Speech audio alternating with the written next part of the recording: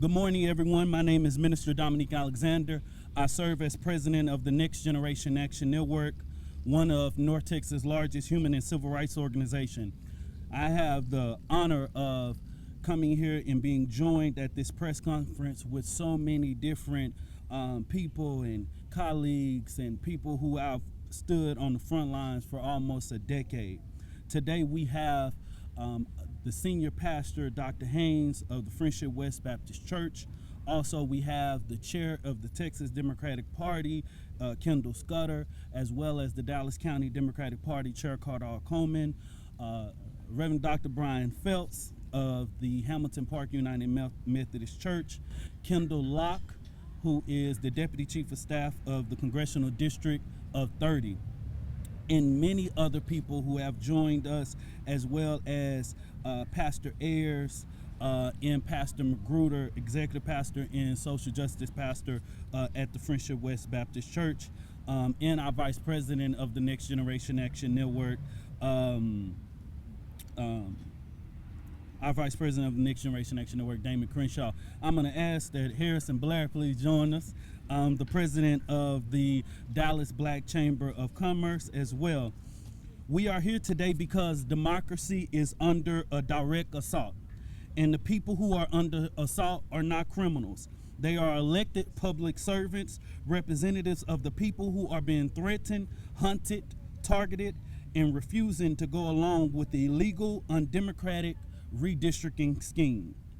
What Texas Republican leaderships under Donald Trump is trying to do is erase the voices, redraw power, and create a pathway for control. They are trying to thought a plan of creating 5 GOP districts, not through fair representation, census data, but through manipulation. And when these Democratic legislators stood up to Governor Greg Abbott, his response in dialogue was retaliation, sending press conferences and tweets and social media posts threatening to arrest them, even threatening to remove them. We also know that Governor Greg Abbott yesterday filed an actual lawsuit against State Representative Jean Wu yesterday, asking the Texas Supreme Court to remove him from office. We know that the governor has said so many outlandish things. We also saw the comments of a candidate for Texas Attorney General even allude has State Representative Jean Wu went back to China yet. These type of racist and blatant things is the reason why we felt it was important to stand in front of a statue of a man who lived a life more bigger than a sacrifice, bigger than a moment, bigger than a movement. We stand today in front of Dr. Martin Luther King statue here in Dallas, Texas, because we want the world to know that the people of Texas is standing behind all of our courageous state legislatures who are in another state, who are in another city, and at this moment is probably on lockdown because of bomb threats to their hotels this morning. Right now is a moment. I corrected someone the other day that said we have been here before. And I had to correct them and said, no, we haven't been here before, but Fannie Lou Hamer has. We haven't been here before, but Medgar Evers have. We haven't been here before, but John Lewis have. We haven't been here before, but Diane Nash have. And yet that's the reason why we are fighting today on against this created theory of critical race theory and as well as DEI. Because if they can take away our history and our knowledge, then somebody in this generation will know that their ancestors fought this same fight years before. And what we're going to do today is say what we're not going to allow is allow their sacrifice, their blood, their sweat, their equity in this movement of civil rights in this country to yet go in vain. I'm standing behind me is so many people that echo those same sentiments of standing on the shoulders of the individuals who did it well before us.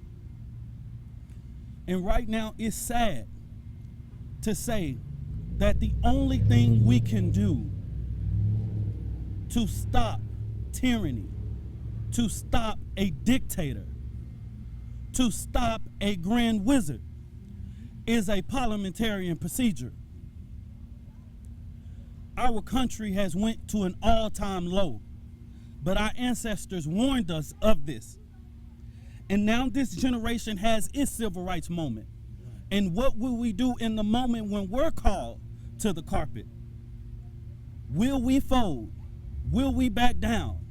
Now we know why our ancestors risked their lives for the right to vote, for the right for equal opportunity, for the right, as we stand here today on this 60th anniversary of the Voting Rights Act being signed into law by President Lyndon Baines Johnson.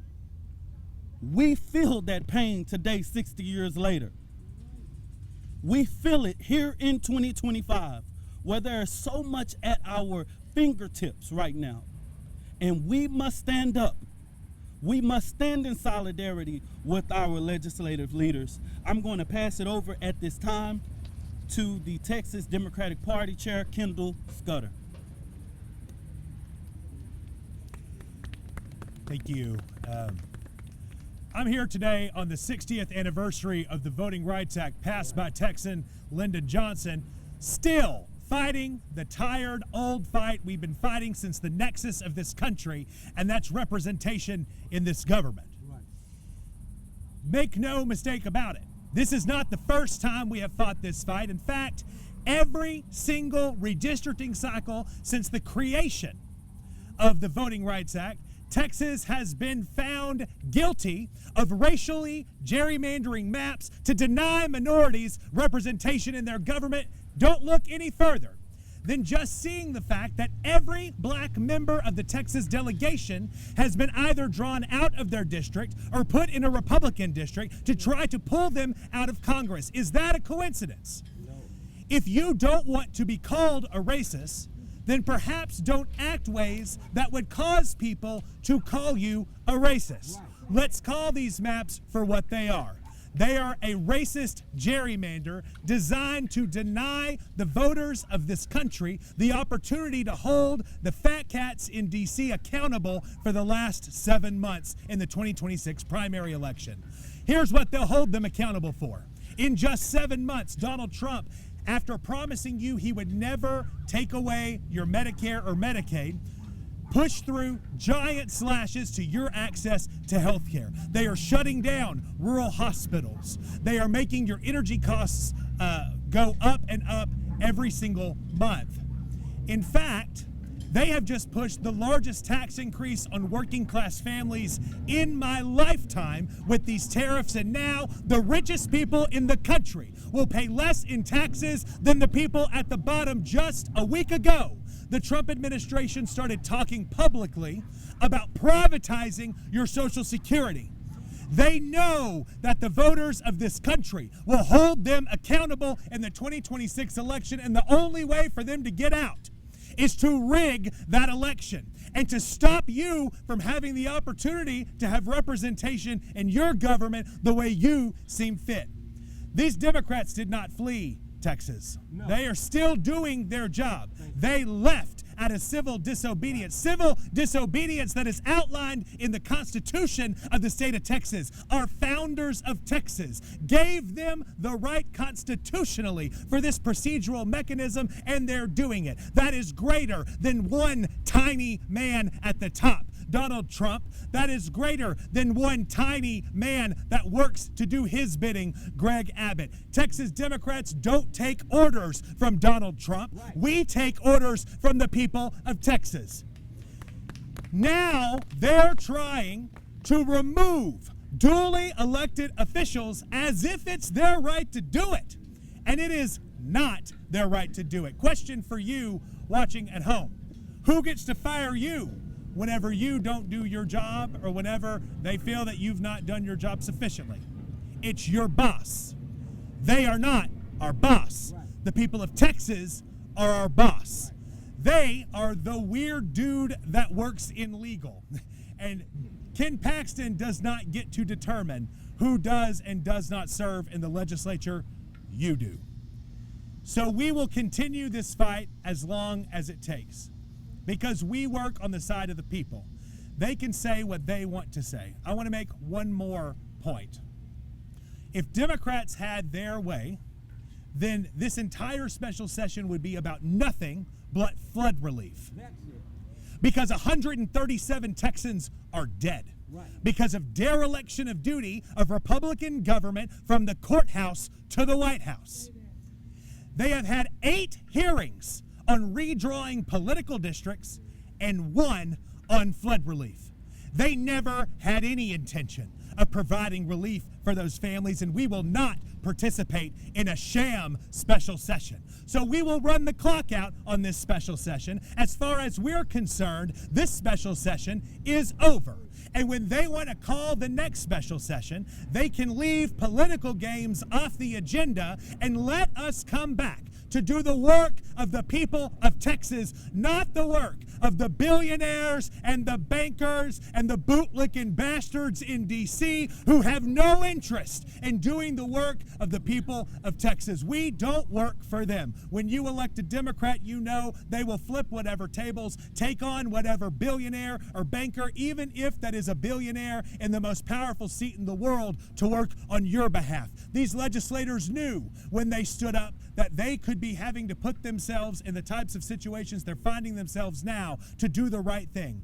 For 10 years, we have told everyone we are the great defenders of democracy, and we are here now today showing you that we are the great defenders of democracy. We bow down to no one but you, and it is a disgusting display for the governor of Texas to bend over backwards for some huckster New York City businessman. You'll never see that from a Democrat. We're going to stand on the front lines of representation for all people, just as we did 60 years ago today when we, Texas Democrats, spearheaded the Voting Rights Act. We're still defending to this day. Right now we're going to have Pastor Brian Phelps, pastor of the Hamilton Park United Methodist Church.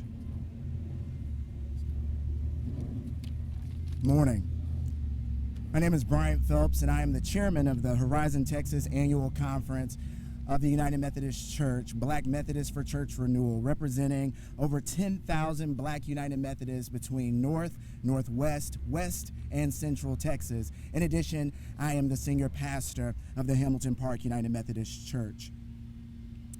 Anyone with a moral compass cannot ignore nor deny the undeniable, morally bankrupt leadership of those elected to protect, enhance, and ensure the voices and representation of Texas citizens. To reduce this moment in history as partisan theater is both dangerous and uninformed. Mr. Trump, Mr. Abbott, Mr. Paxton, Mr. Cornyn, and their ilk have always engaged in harmful rhetoric and tactics to pad their power at the expense of the historically marginalized. Encompassing racial and socioeconomic demographics, the president, governor of Texas, attorney general of Texas, the United States senator from Texas, and their ilk exemplify the triple evils of racism, classism, and militarism that Martin Luther King Jr. encouraged us to combat and to confront. The proposed map, which only exacerbates an already existing racially gerrymandered map, the impetus for it, the language utilized, and tactics to exact supposed extrajudicial power is a matter of evil. These efforts to implement them further perpetuate existing maladjusted power and exacerbate the moral sickness this country has had before and since its birth. As a pastor, one who vowed to seek peace, justice, and freedom for all, my faith constantly compels me to speak against and confront evil. To profess Christ, such as a majority of those seeking to implement their greed upon the people they use to be powerful, only perpetuates these evils, and they are theologically repulsive. morally bankrupt, explicitly violent, as we have seen today, and socially manipulative. I encourage the public to seek truth, to seek peace, and to fight for the freedoms of all people. Lest our feet stray from the places, O God, where we met thee, must we ever now endeavor to confront evil and call it by its name. This is evil. It is not of Christ, and we must do something about it. We must make our voices heard no matter how often they host a hearing and choose not to hear us. We must show up as often as we can because it will get on their nerves, and we are going to make them nervous. We must continue to do what God has called us to do for such a time as this. Do not succumb, my friends, to simple partisan banter, but do the right thing. Call it for what it is and confront it for what it does. Thank you. Also, I also want to acknowledge I did not do it earlier, but I don't want any problems with my elder. Miss Community is here. Diane Gibson, y'all always being on the front line. I don't want no smoke later.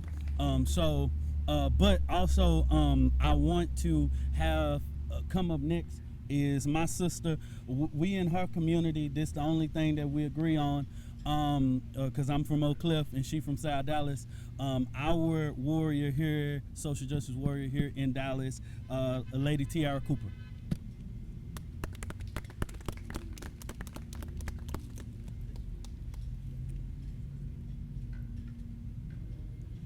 How y'all doing? As we stand in the center of South Dallas, my community, this district of which I was born and raised, I want us to also take in that this is a community that is built upon resilience, a community that is built upon resistance. And as Texans, we are born and bred to resist. We will resist oppression at every end. Think it not strange when they wait while we are resting, while we are to be out of cycle, to propose such maps of redistricting.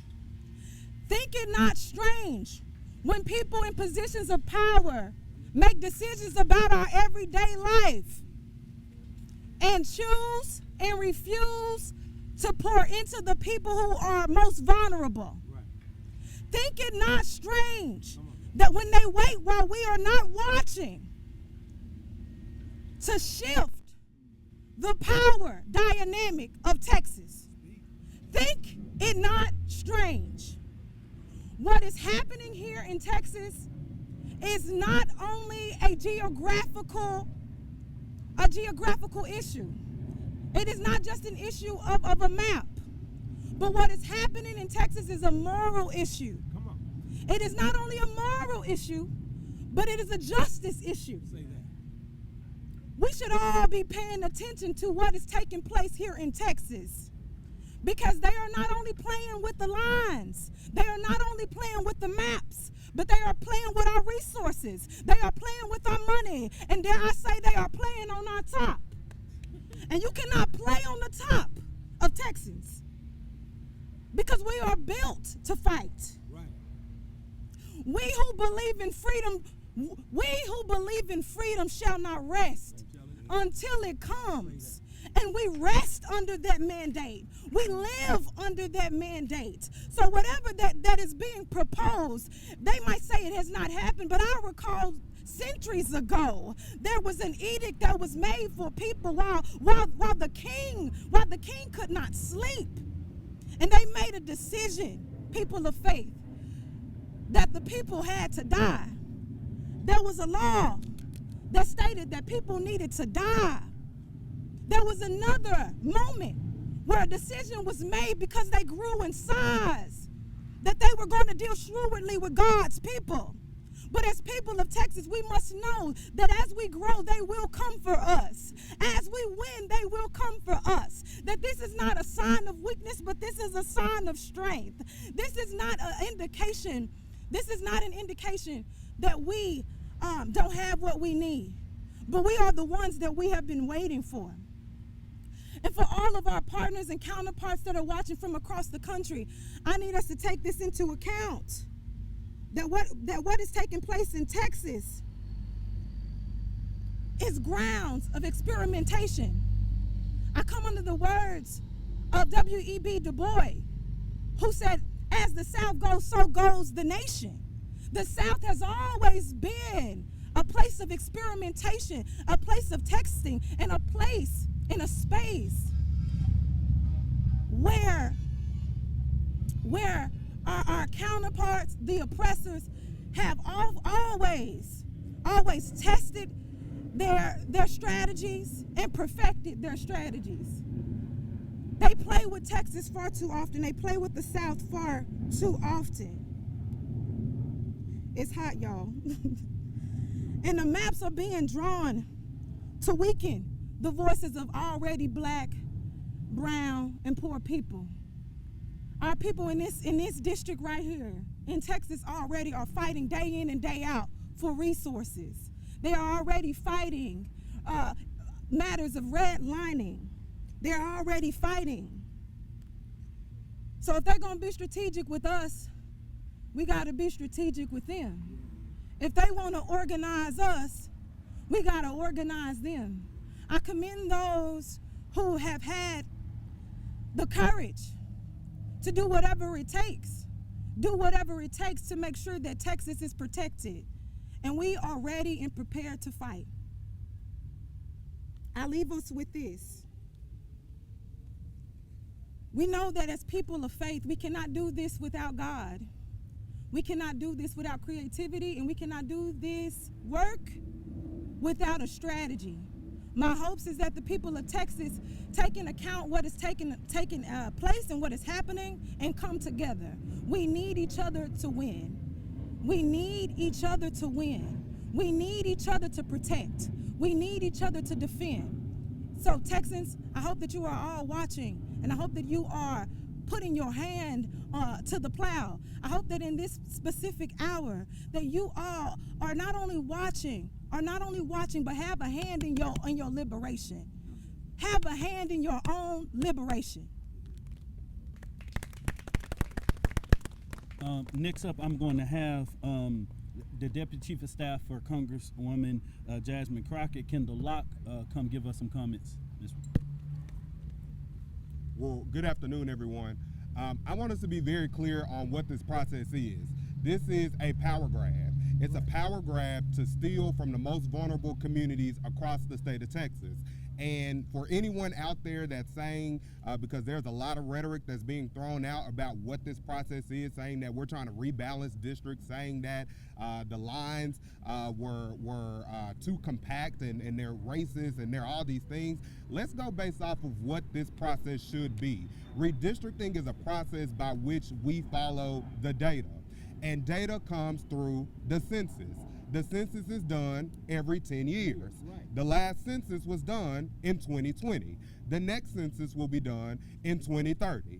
And so the fact that we have this mid-decade redistricting ploy, this attempt that has come down from Trump, that the governor has said, oh, yes, sir, we will do whatever you need us to do. The fact that we are saying that we are, we say don't mess with Texas, but when it comes to Trump and those in D.C., oh, yeah, no, you can mess with Texas however much you want, it's ridiculous. And so I want people to be very clear that while there's a lot of rhetoric that's being thrown out there, that this is nothing more than an attempt to ensure that we submit power, that Republicans are able to submit their power in the United States House. And as we think furthermore about what is the premise behind this effort, there is only one body that certifies the election, the presidential election, and that is that of the U.S. Congress. And so, as we know, their policies are horrible. Republicans' policies do not benefit those of working people, of the people that make up our communities. And so we know that when they can't win, they cheat. And that's exactly what we're seeing here.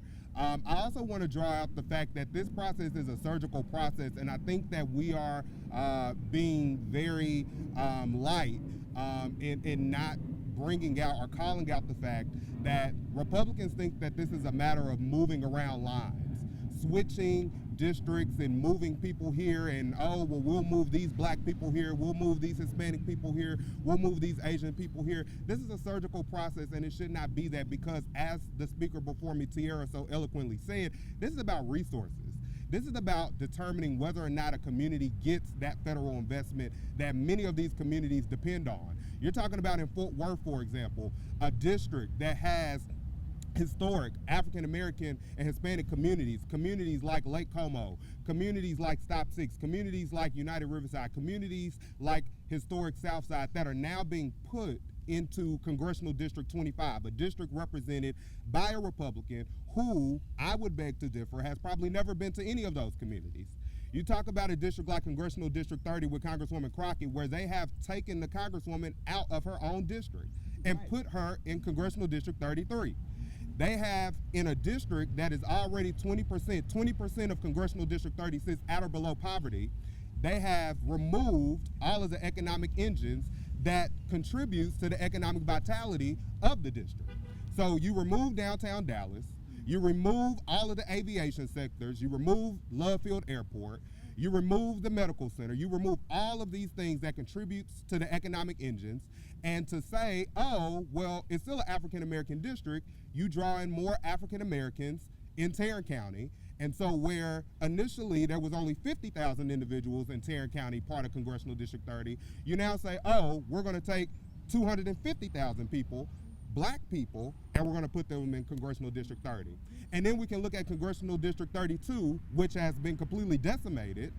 Now a district that runs from northern Dallas all the way to East Texas. It's ridiculous. And so again, this is a process that is a power grab, it's surgical. Republicans say that it's about balancing and doing all the things, but it's a process that is intentionally designed to break communities of common interest and to ensure that the representation of black and brown, AAPI, all of our minority communities are diluted when it comes to their representation in the U.S. House. And so for everyone who is watching, I need you to wake up. I need you to support the state legislators who have broken quorum, a courageous and a bold effort to say that we're not going to stand for this political redistricting, for this racist redistricting, but this is something that we understand is going to actually hurt Texans.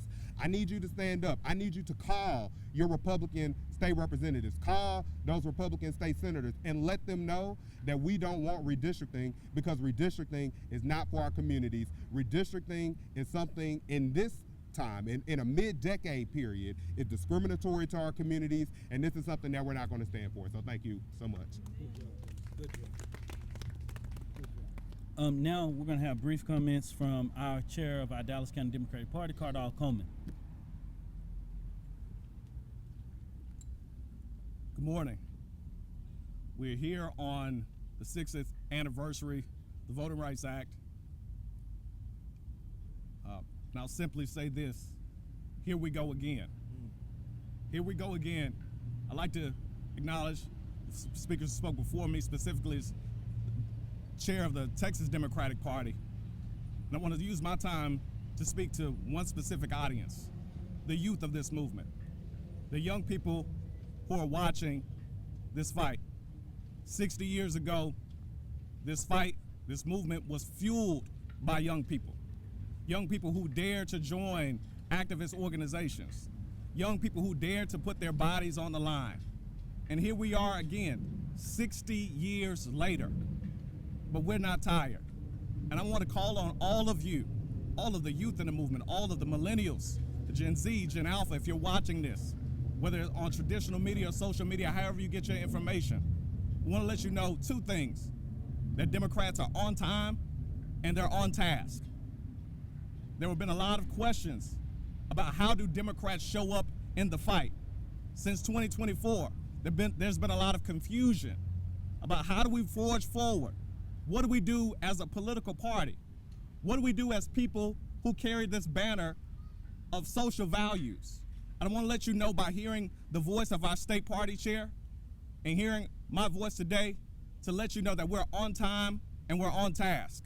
I want to let you know that the folks, the state legislators who left and broke quorum did not flee. We got to correct the record. They did not flee Texas. They are standing up for Texas and standing up for America, putting their bodies on the line. You've heard it. You've seen it in the media this morning that they're receiving threats, putting their bodies on the line for this cause. So Democrats are both on time and we're on task. We're asking you to join this fight with us. Everybody who's watching this, whether you're millennial, Gen Z, share this information with everyone that you can. Let them know exactly what's happening here in Texas. And we want you to join our efforts, join our fight, and join our movement. Thank you. God bless you.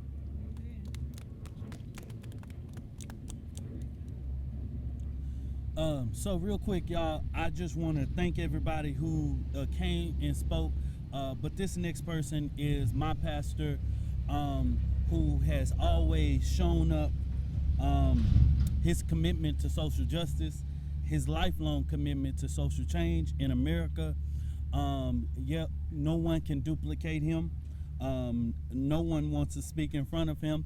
But at the end of the day, I want to introduce to some and reintroduce to a whole bunch of people a man that does not need any introduction, my pastor, Dr. Frederick D. Haynes III. I want to first say thank you to Next Generation Action Network for always being on task, for always showing up for us, and for recognizing that it is so important that we have a voice. And so I commend and salute our leader, our president, Minister Dominique Alexander, and all of the members of Next Generation Action Network who are about that action. Meet us tonight at 6:30, I believe it is, Dominique, at 6:30 at Next Generation Action Network headquarters for a town hall where we will further educate. It's been said appropriately that today represents the 60th anniversary of the Voting Rights Act. In that spirit, number one, I want to say we are standing in solidarity with our voting rights heroes of 2025 who are standing on business. I don't want to hear any more in the media that they fled Texas. They didn't flee Texas. They're standing on business. They are standing on business in the tradition of one great Texan by the name of Barbara Jordan, who eloquently stated that when the eloquent words of "we the people" were written in the Constitution, we the people, she said, did not include me. And we have spent all of our existence in this country trying to ensure that we are a part of we the people. And yet right now we have a governor in this state who is serving as the puppet and minion of wannabe King Donald Trump.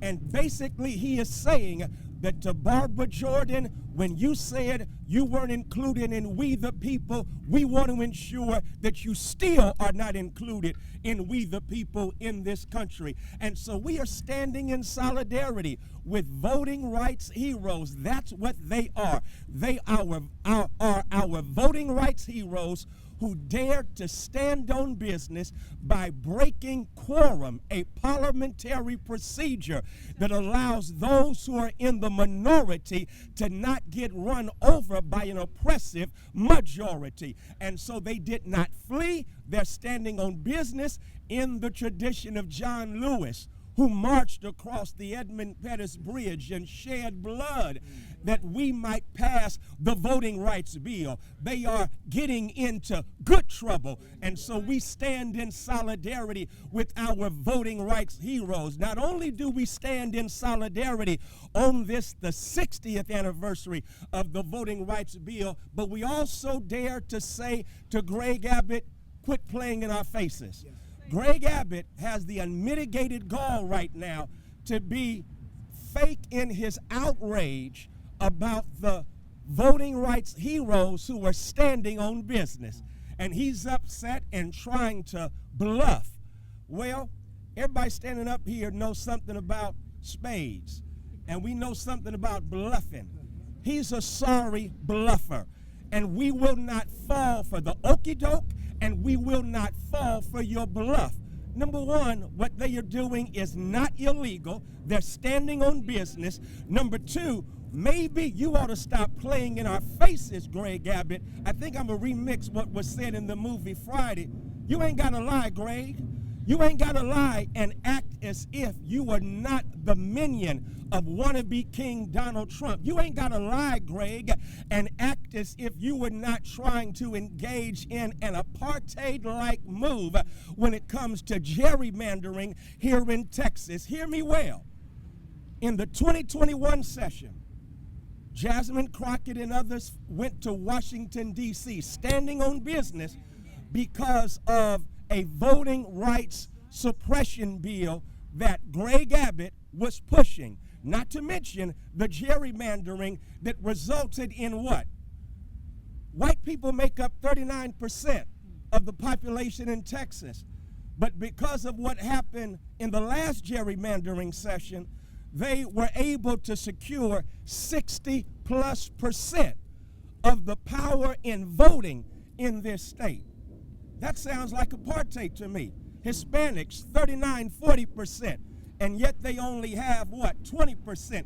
Black people, we make up 13-14% of the population in this state, and yet we only have 2% when it comes to our voting power. It sounds like apartheid to me.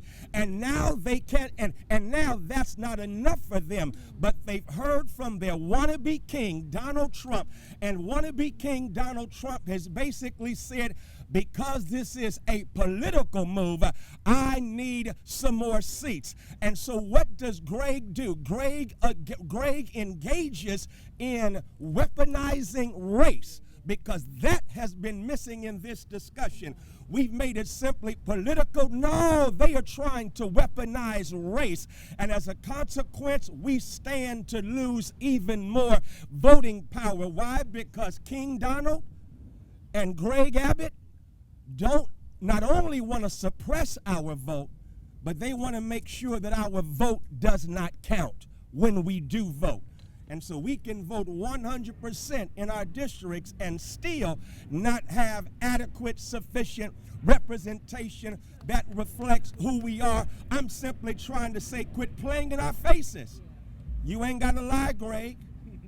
And so here's the last thing, and that is, please understand, not only are we standing in solidarity with our voting rights heroes who are standing on business, not only are we saying, Greg Abbott, stop playing in our faces, but the final thing we're saying is, we want all the smoke. Please understand, we are the descendants of organizers like Ella Baker. We are the descendants of those who took a stand like Rosa Parks. We are the descendants of those who organized Freedom Summer in the dangerous terrorism of the state of Mississippi. We are the descendants of those who marched like Martin and voter-registered people like Medgar Evers. We are the descendants of those who dared to walk across the state of Mississippi like James Meredith. That's who is in our blood, and as a consequence, we're simply saying we ain't going nowhere. We want all the smoke. And so here's what we're going to do. My executive pastor, David Malcolm Magruder, said it's time for another Freedom Summer. Here's what we're going to do. We're going to organize. We're going to organize all over this state. Texas has more black people than any other state in the country, more brown people than any other state in the country. We ain't no red state. We're a voter-suppressed state that needs a Freedom Summer 2.0. And so we're going to organize, we're going to educate, and after we organize and educate, we're going to litigate and do all that we can to make sure that Texas is truly a state of liberty and justice for all. I'm simply saying we want all the smoke. And so we ain't going nowhere. This is just the beginning of a long fight. And you better hear me well. We want all the smoke. You came for us, and we didn't send for you. But I promise you, we want all the smoke. Well, there's nothing else to be said. But definitely want to acknowledge and thank my staff of the Next Generation Action Network and team for their work in working around the clock to make this event go on. Today, we wanted to do a day of action so that all of Dallas-Fort Worth community could come together, not only for this press conference, but tonight at our office for our town hall at 6:30 to make sure that we're informed, that we're organized, and we're actually engaged. Tonight will be comments from so many different people to empower our community on the next steps, right? The moment that we are in right now, we can't be scared. We gotta be about it. And we have enough leaders on the front line to engage us with what's to come on the next strategy here in the state of Texas. This is not going to be an overnight rodeo. I remember me and Dr. Haynes in 2021, and many of the people who are behind me did rapid reaction and direct action and organizing around the quorum break in 2021. I believe we were in Austin more than we were in Dallas in those days, or DC. And we did that. And we were able to stand up against this tyranny, and we will do it again. And so right now, this is a lot different, because that voter suppression law was pertaining to just Texas. But this redistricting is not only just a Texas issue, this is an issue for all America. And we want people to know, while many times I go across this country and people like my sister always say they play on our top here in Texas, and I always remind them that there are more black people in the state of Texas than anywhere else. And I just wanted to make sure that the people and my comrades, brothers and sisters who are across this country know that Texas is standing up, and we will not back down to yet a man that wants to bow down to a want-to-be dictator. And what we need to do is educate the people on what is currently going on and how can you be informed in making sure that you are involved.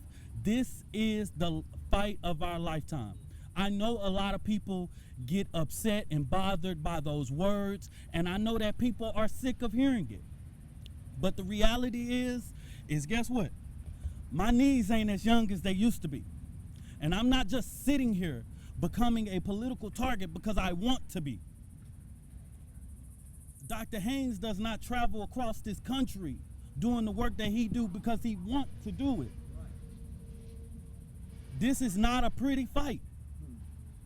Sometimes it's a lot of sleepless nights, and it's the most unthanked work ever in America.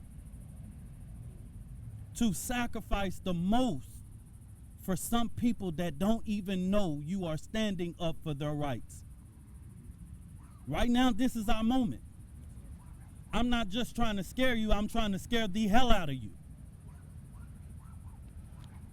We have to fight back, and I hope that everyone throughout the Dallas-Fort Worth Metroplex will come to the town hall. We will also have the town hall live streamed on our Facebook, and Twitter, and all different social media accounts of the Next Generation Action Network. I want to thank everybody who came here today. I want to thank the Dallas County Democratic Party, Friendship West Baptist Church, Congresswoman Crockett's office. I want to thank the Texas Democratic Party as well. I want to thank all of our partners and people who continue to support NGAN and support and stand in solidarity and organizing together. Today is a day about us. It's not a day about me. It's a day about us and what we gonna do when we under attack. Fist up, fight back. Thank you.